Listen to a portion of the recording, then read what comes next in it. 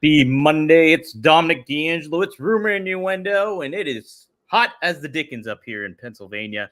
But I am here with the Rambling Man himself, Mr. Robert Karpelis, WD Creative _ish. Robert, man, what a smooth wrestling weekend we had.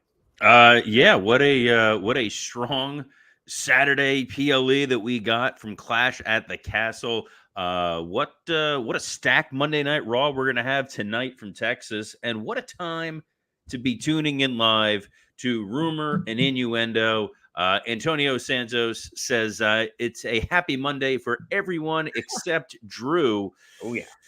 Yeah, we're gonna dig in to Clash of the Castle. We're gonna talk Raw. We're gonna talk a bunch of other things. Quick programming note at the top. This will be I will be off for the next couple of days. I'm gonna be traveling for work, so Dom will find some trusted hands to help fill in. So don't be alarmed. I will be back. I'm just gonna be off for a few days. So Mr. D'Angelo will have to be handling the Blue Chew ads. That's right. Oh my gosh. Do you guys trust me with that? I don't. No.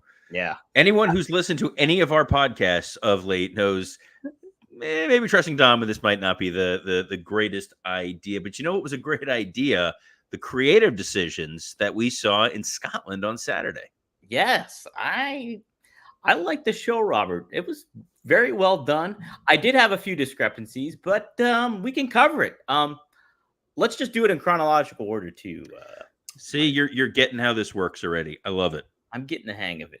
So we led off the show, and I thought it was a good way to lead everything off, was with the WWE title match, I Quit match. Cody Rhodes taking on AJ Styles. And the crowd was hot for this one, Robert. I want to just get your thoughts straight out on what you thought of this. So, crowd was definitely white hot. I liked in the pre-show, the tease was we're opening with this match, and it's an I Quit match. It might be the only match on the show because these guys are just never going to say I quit, and this thing is going to go on and on and on forever. I thought that was a fun little touch. All due respect to the really, really raucous crowd there in Scotland, in Glasgow. Your Cody Rhodes chant and your Sami Zayn chant, it's the same damn chant, guys. That is lazy. And as an American, as a Yank, I understand, we're not great with the chants. 9 times out of 10, it's just a reworking of Seven Nation Army. But Yeah. I've watched enough Welcome to Wrexham to understand that you guys put a lot of thought, a lot of effort into your chants.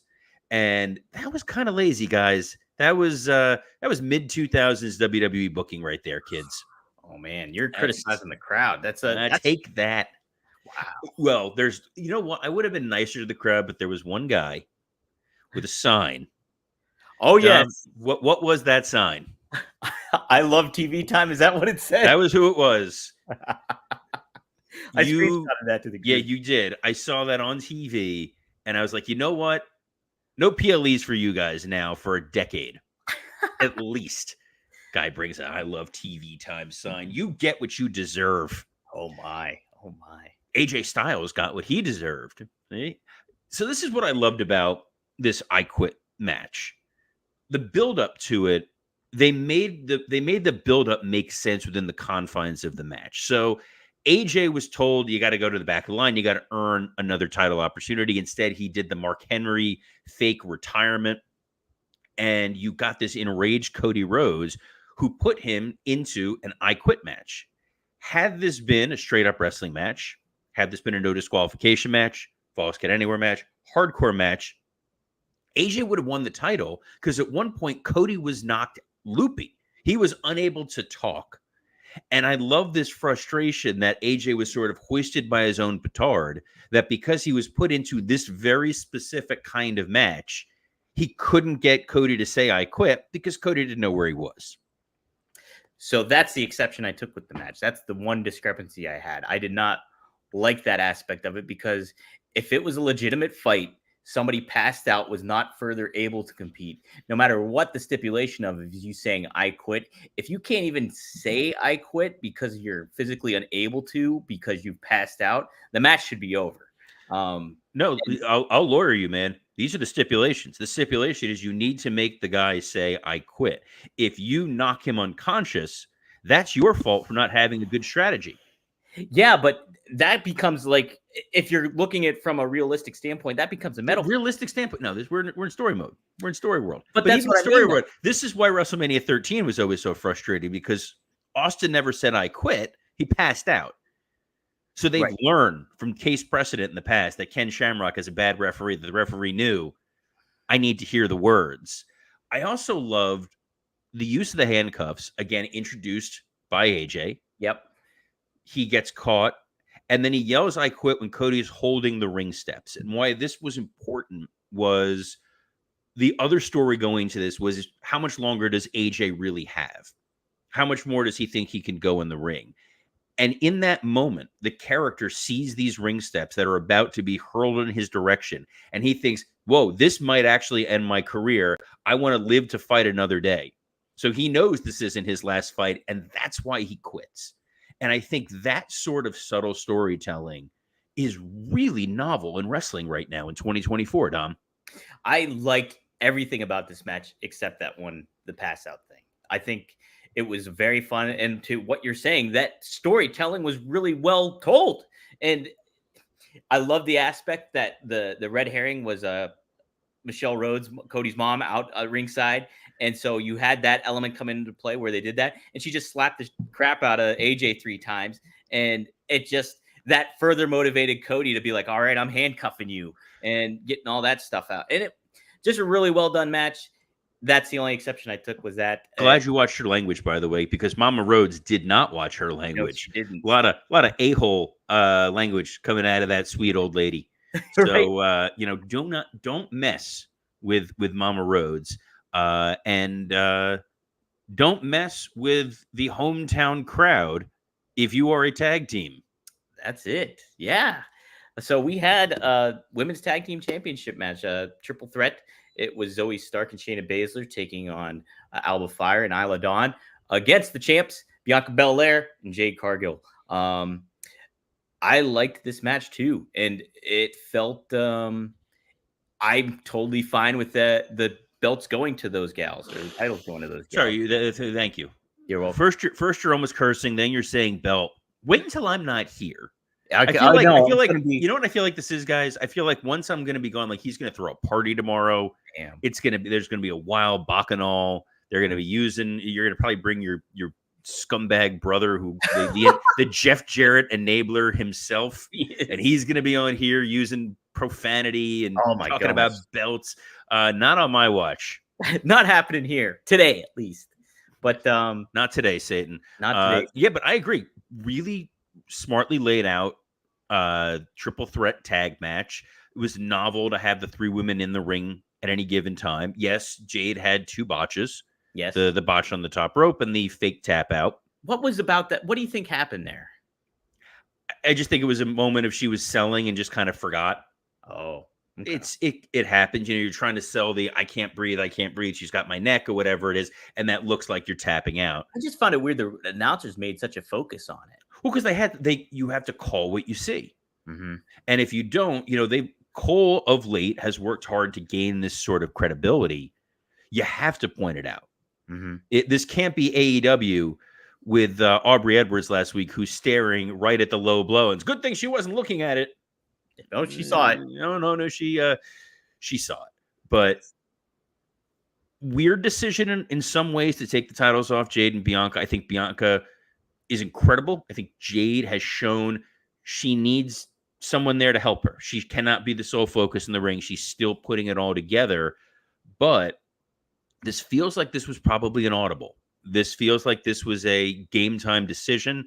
The betting lines, if you put any faith in that, Alba Fire and Isla Dawn were heavy underdogs. Wow. So I think what WWE realized, and we talked about this on Friday, number one, you don't want to beat all of your hometown people. Mm-hmm. So Piper, not successful. Drew, not successful. You got to give the crowd some sort of positive moment.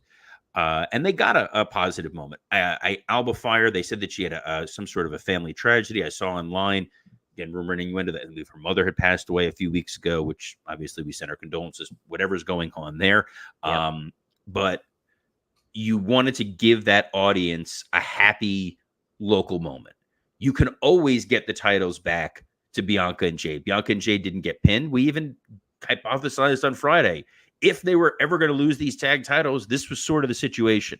So this felt like give the crowd a little happy joy, and then come next month or SummerSlam, put the titles back on Bianca and Jade, because I think there's more value in Belair and Cargill being able to be on Raw and SmackDown than there really is for Alba Fire and Aladon. Though Alba Fire, hell of a coming out party for her on a WWE stage. I completely agree. I like actually both of them. I was watching like them enter, and then during even the ring introductions, both of them have a good presence. Like they know what they're doing. They know how their characters are in the ring at that moment in time. And like, I was very impressed with the Alba Fire's striking ability and what she could convey through that.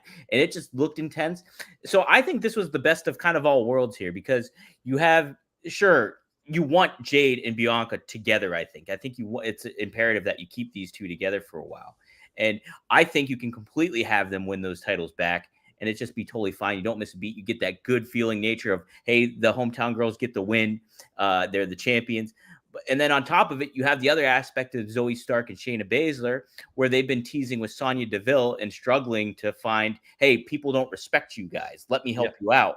So there's that going into play as well, too. But I really liked the execution of this match.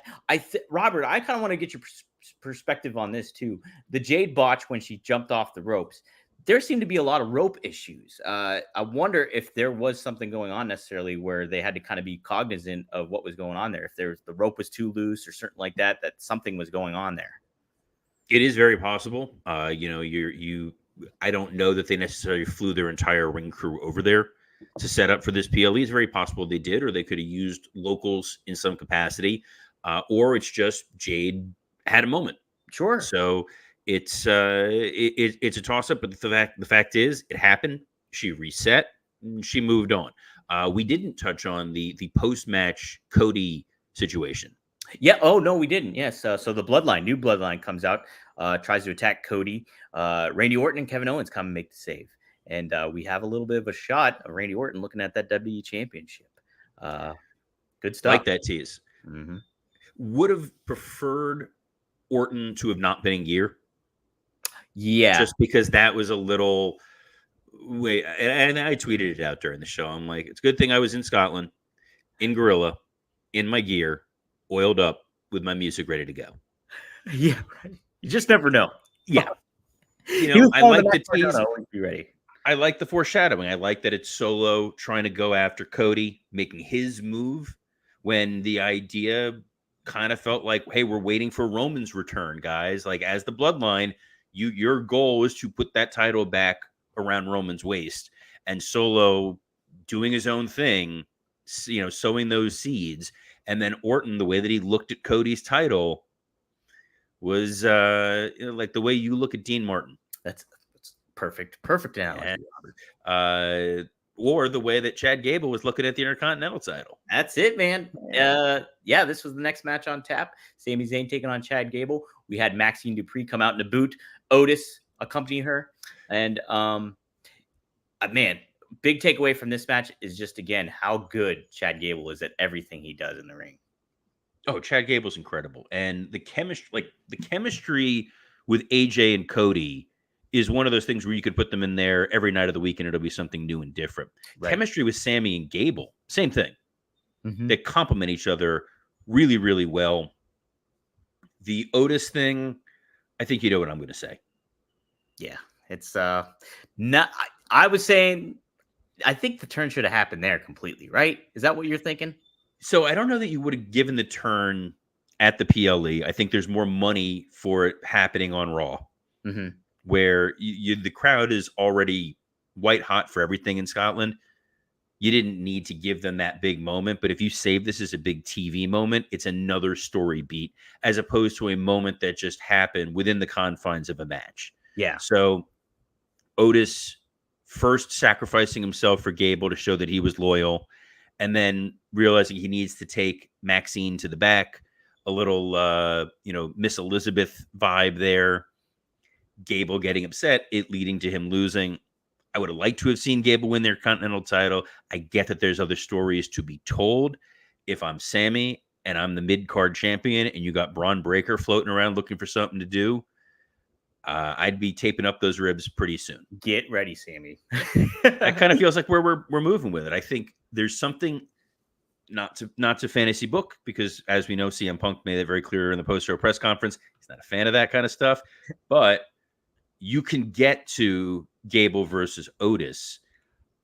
I would save Gable versus Otis for SummerSlam. Absolutely. I think that the narrative of Otis and Gable breaking up makes sense. And then Otis getting into Money in the Bank, and then Gable costing Otis his opportunity there.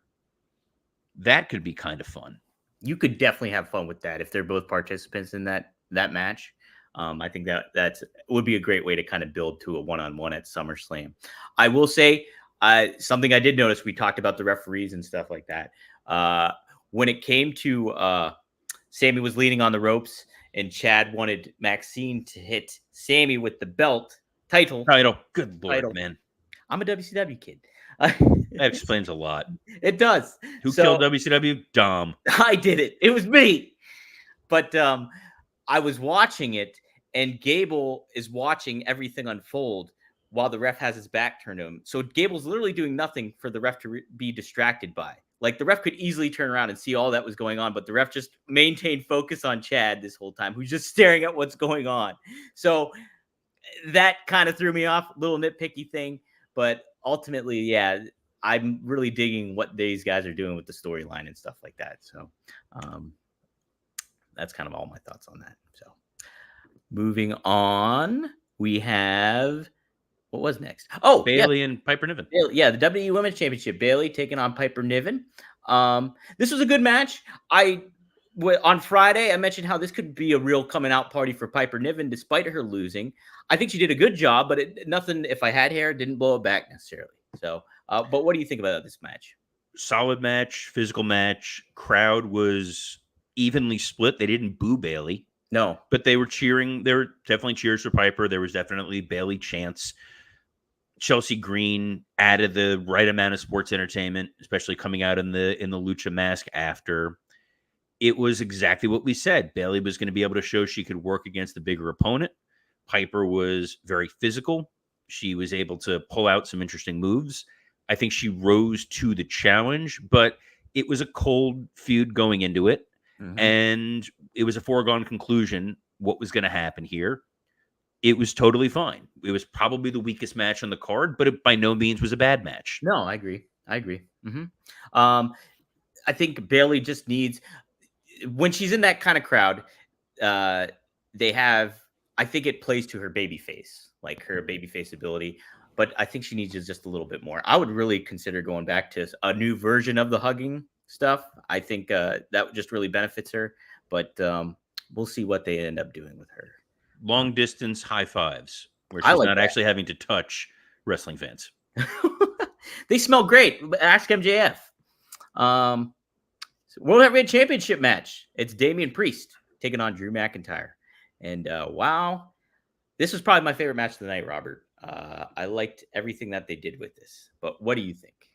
So the buzzword for the last couple of years has been that they're making movies. Yep. When they're out there. That's what they did here, kids. So, yes, there was the moment where Priest got his leg caught. Mm-hmm. Not part of the match, not part of the story. Could have gone very, very bad. Priest gritted it out. He did beautifully. The entrance for Drew with the bagpipers, the roar, the crowd, the way that Drew stood in front of Priest during the ring entrance, during the introduction.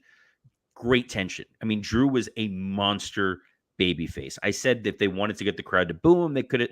This crowd, like, he could have done anything. They would have cheered the hell out of him. He was Hogan in '88 right there. And it was awesome.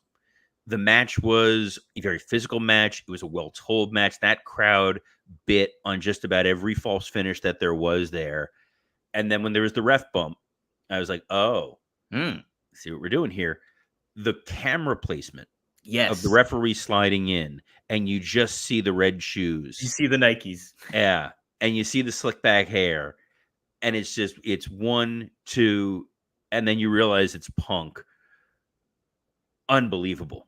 Yeah.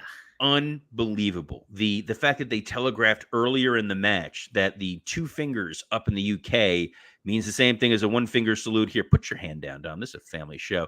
But it also means 2 count. Yes. And So it's the meme. The meme that Drew yes, did. and it's the meme. And Punk posted an edited version of that meme yesterday on his Instagram. That's great.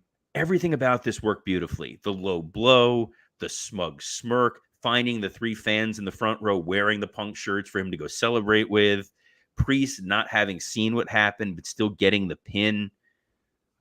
You don't get any better than this, Dom. You don't. And you know what's cool? It does put Damien kind of in a tough predicament considering he's going up against Gunther at SummerSlam, but it gives a chip on his shoulder that, hey, I got to prove myself as a champion. Like, I cashed in and I got the win that way against Drew. Now, Drew had the clear win against me and I had Punk's help. I need to kind of do something to prove myself. So what is that going to tell for Damien moving forward? But just very, very fun, very cleverly done. Big fan of it. I loved Damien, how he sold the Claymore, that one Claymore kick that he kicked out of. Yeah. Really just fantastic stuff. It just shows the grittiness and why Triple H and a lot of the WWE brass believe in somebody like Damian Priest. Look, I think the true measure of success here is in this comment from David Mays, That's who it. says, I'm excited for Raw. That's The it. way that I always measure the success of a PLE is, do I need to tune in the next night? And yeah, tonight is must see appointment television for the audience.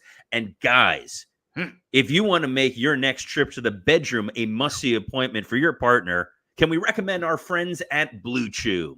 Let's talk about sex. Guys, remember the days when you were always ready to go? Now you can increase your performance and get that extra confidence in bed. Visit BlueChew.com.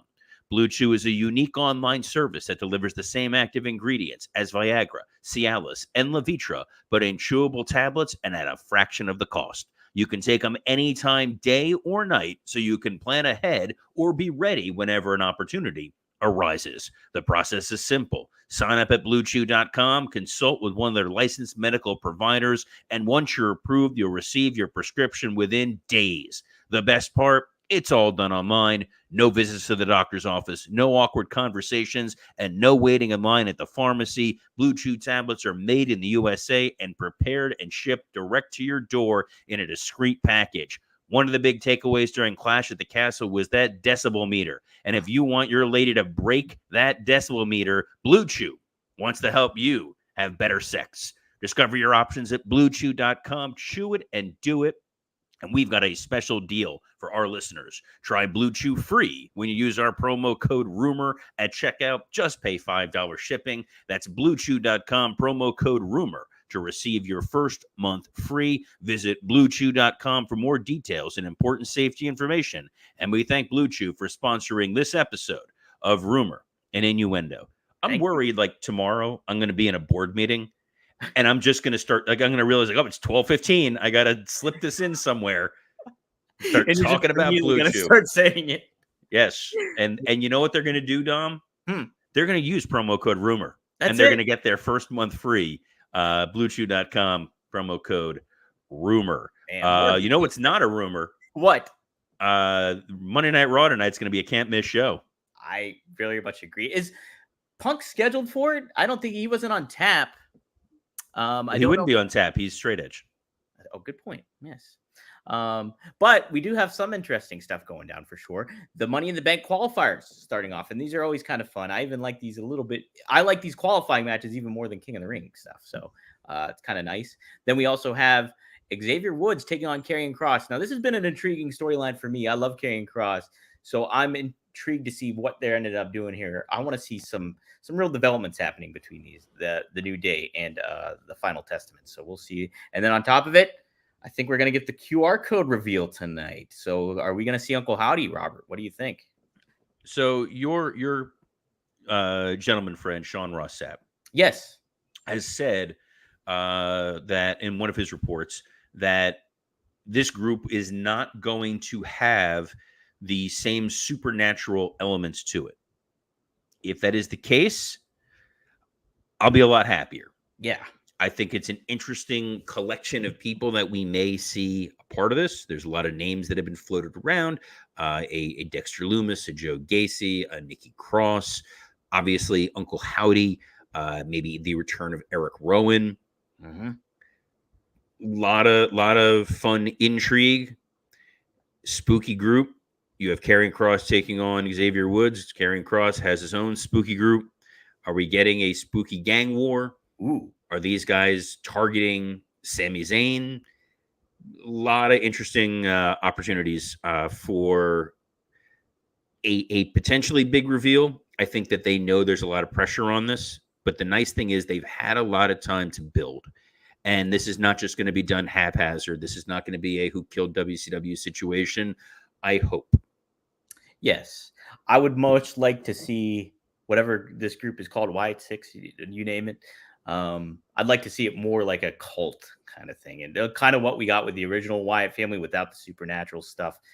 You just make it creepy in that regard. You don't need the supernatural stuff at this juncture. I think we tried that with The Fiend. It was kind of working, then kind of not. And then, so there you go. But yeah, I think it's a good way to kind of carry these guys on, make them intriguing, add this unpredictable, scary element to the show. I think it's kind of nice. So.